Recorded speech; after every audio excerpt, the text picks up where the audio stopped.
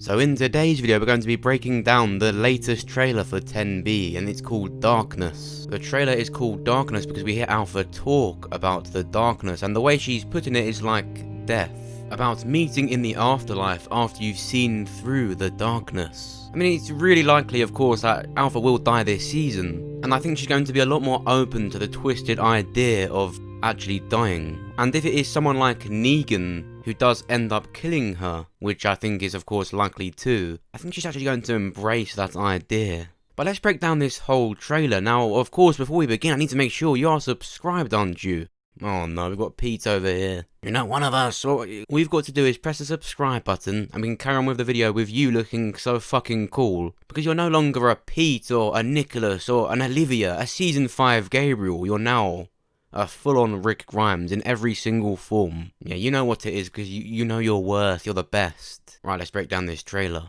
So the first shot we see is Alpha and the rest of the Whisperers, apart from Negan, walking through a forest. Now we actually saw another sneak peek like this, but it was lighter, so they've been walking for a while for the time of day to change. We also gathered that because Negan isn't in this shot, and if he isn't off screen, then this is probably quite earlier on in the season, because Alpha wouldn't really be there if Negan had left. Well, considering things go how we predicted. Then we see a shot of Negan walking through loads of dead walkers. Now, in his hands is Lucille 2.0. That's the Lucille that Brandon made for him. And I don't actually like this shot, purely because this looks like, or at least reminds me of, a cop-out where they blow up Alpha's herd. However, this is likely just one of the things that the group does to Alpha. This isn't the final form of the herd, or Beta's herd. I also don't like the idea of a Lucille 2.0. I don't want it to underwhelm the fact that we see the actual Lucille. You can't forget that the idea of Lucille is actually quite deranged. Negan had a serious connection with this bat, and that's actually what his character is. And even after leaving the cell, he should still have that delusion. Especially him still missing his wife, Lucille.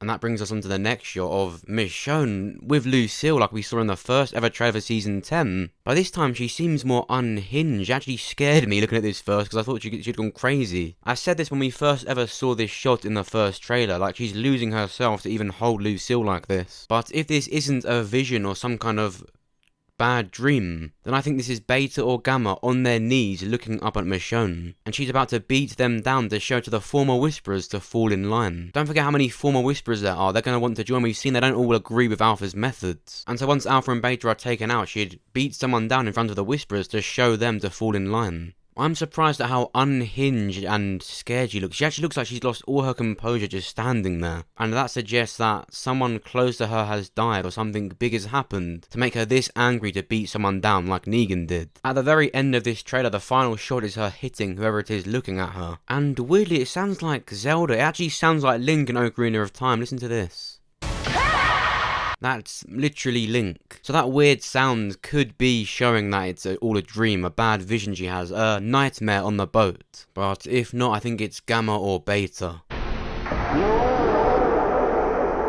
And then we see Ezekiel, Eugene and Yumiko on the way to the... It is them meeting the princess. We saw a picture of this the other day. This is literally them going to the Commonwealth. And seeing Princess is the very start of that. It's interesting that Ezekiel is there. That this suggests that he does survive the whole of the Whisperer story arc, because meeting the princess would happen a lot later on in the season, probably even episode 15 or the finale. We then see a shot of Carol walking through the woods, and at first I thought this was a shotgun in her hands, but it's actually Henry's stick. It's likely if she's got Henry's stick, she's going to bury it, going to kill Alpha with it, or going to find Lydia with it. She turns around and looked really vicious and evil, and it scared me, but I honestly think this is her looking for Alpha to be looking this angry. I still think something really bad happens to make her act like this, to do with the caves. It's looking like the majority of the characters survive it, but she looked like she was being tormented horrifically. And so whereas I thought the caves would push her back from getting Alpha, I think it's pushed her forward. Evidently, she's actually got a lot more reckless than she did before the caves. We then see a shot of Alpha and Negan walking towards a shed. Now, you know when I said they were going to sleep together?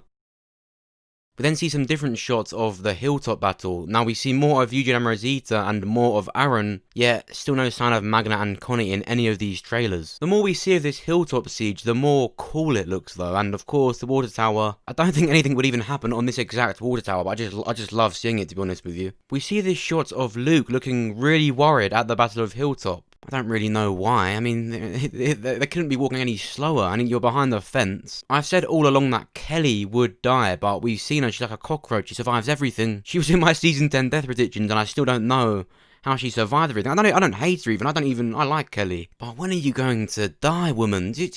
Do me a favour, there's a water tower right there. Just climb up it for me. And be reckless when you're climbing down and make sure bait is nearby. Now we see two interesting shots of Judith. The first one, she's huddled up with Daryl, and I assume this is actually after Michonne's left. And so they're talking about Rick Grimes, they're talking about Michonne. This shot makes it look like they haven't actually been told that Michonne has left. Because, you know, like I've said all along, it would be different to Rick this time. Michonne would tell them that she's going, and hopefully tell them that Rick's still out there. And that's what I think connects to this scene. Now, I'll be honest, I did rewind it a few times, wishing and hoping that this was the beige shirt of Rick Grimes, but it's not. I think she's crying because she's being told that Michonne has left. Or Michonne herself telling her that she's got to go. Which would mean tears of happiness that there's still hope that Rick's still out there, that she can finally meet her dad. And that's what I think Daryl's doing in this scene. And then we get this scene of Alden. Now, I love this scene so much already. Here we see Alden is stuck in a car with Kelly holding a baby. Now, this isn't Coco. I think this is Adam, which is Gamma's nephew. You know, that whisperer baby. I think the reason they're out here stuck in a car is because Hilltop did not survive the attack. That gets completely overrun and destroyed. Everyone has to run away from it. And so Alden and Kelly ran out here and they've got themselves stuck. Now, the thing with Alden, I've actually called him Luke a few times. Not because of Luke in the TV show, but Luke in the game. Have you played the Walking Dead game Season 2? Do you remember a character called Luke? He's exactly like Alden in the show. Now, this is kind of a spoiler, but I guess it's not because you can decide this for yourself in the game, but Luke fucking dies, and both deaths are pretty sacrificial. That's what I think is going to happen to Alden, but Kelly's also in the car. Now, these are both characters that I said would not survive this season, and Kelly I'm pretty sure she's immortal, she survived everything I've said by now, but Alden, has his time come? Well, my imagination might get the best of me here, and I'll say right now, he gets out the car and gets torn apart whilst Kelly runs away with the baby.